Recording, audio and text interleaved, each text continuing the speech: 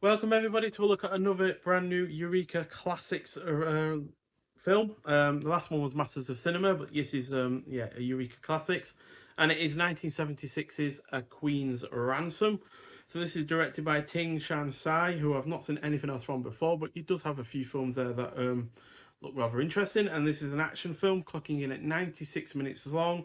Stars Jimmy Wang Yu, who was in the likes of The Man from Hong Kong, Zatucci meets the one-armed swordsman. I've not seen the actual one-armed swordsman film yet, but have seen that film, which was a really rather excellent crossover, as well as the Chinese boxer and Beach of the War Gods, which he also directed, and which was also released by Eureka. I believe that was last year. Also stars George Lazenby, who was in On Her Majesty's Secret Service as the only one-time Bond, and also The Man from Hong Kong.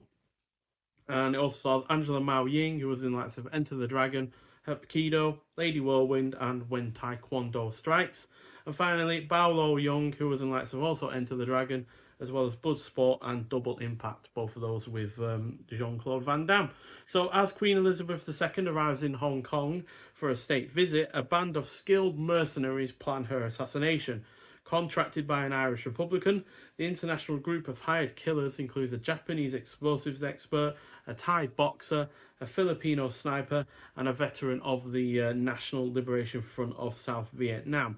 As the conspirators move to carry out their plot, two police officials work with a young socialite in a race against time to save the monarch's head, while also trying to manage a crisis that has brought a huge number of refugees to Hong Kong, including a young Burmese princess.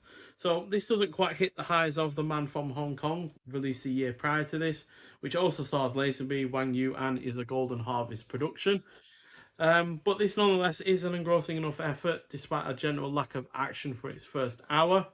That said, it is overall engrossing. The cast is really rather good, although Lazenby is dubbed over with probably the worst Irish accent I have ever heard.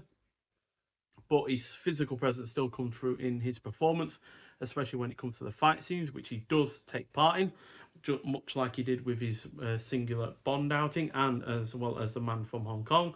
The cast, it's also well paced. The action scenes in the final act are really rather fun. The production is solid, especially as it takes advantage of the actual visit of Queen Elizabeth II when she did do her royal visit at the time. And there are a few unintentional laughs that are that add to the overall entertainment of the film. In particular, there's a car crash which I swear occurs at about 5 miles an hour, hits the side of a cliff, and it blows up. It's just like, and it's got the most pathetic roll from the guy trying to roll out of the car as well, and it's just really rather unintentionally hilarious. But overall, it's decent. Like I said, it's not quite as good as The Man from Hong Kong. I've not seen Lazenby's third and final effort with Golden Harvest, um, the name of which slips my mind right now. But yeah, still, it's an overall solid enough film, entertaining enough throughout, and yeah, I like this release overall in general. Like this new artwork that it's got going for it, which has been done by Darren Wheeling, and yeah, looks pretty good. It's another really rather solid slipcover from Eureka. We also get the new artwork on the sleeve on that side. Get a printed disc. We also get the reversible sleeve artwork as well, which we actually have this time around, unlike with the previous film where we looked at the Valiant ones. And we also get a booklet to go alongside with it, which has the alternate title poster on the reverse, The International Assassin. And in the booklet, we get your cast and your crew. We also get Royal Warriors by James Oliver, viewing notes, and release credits. So, yeah, and shots of the film during that write up as well. And on the disc itself, we have a brand new 2K restoration of the original Hong Kong theatrical cut. We have a 1080p high definition presentation on Blu-ray of the original English language export cut, which is also from a brand new 2K restoration.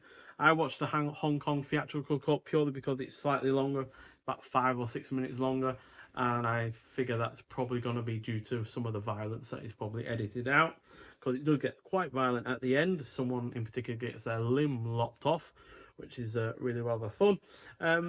Yeah, and we get original Mandarin and optional classic English dubs for the Hong Kong theatrical cut. We also get a classic English dub for the export cut, optional English subtitles, newly translated for this release. We also get brand new audio commentary on the Hong Kong theatrical version by East Asian film expert Frank Yang and Michael Worth.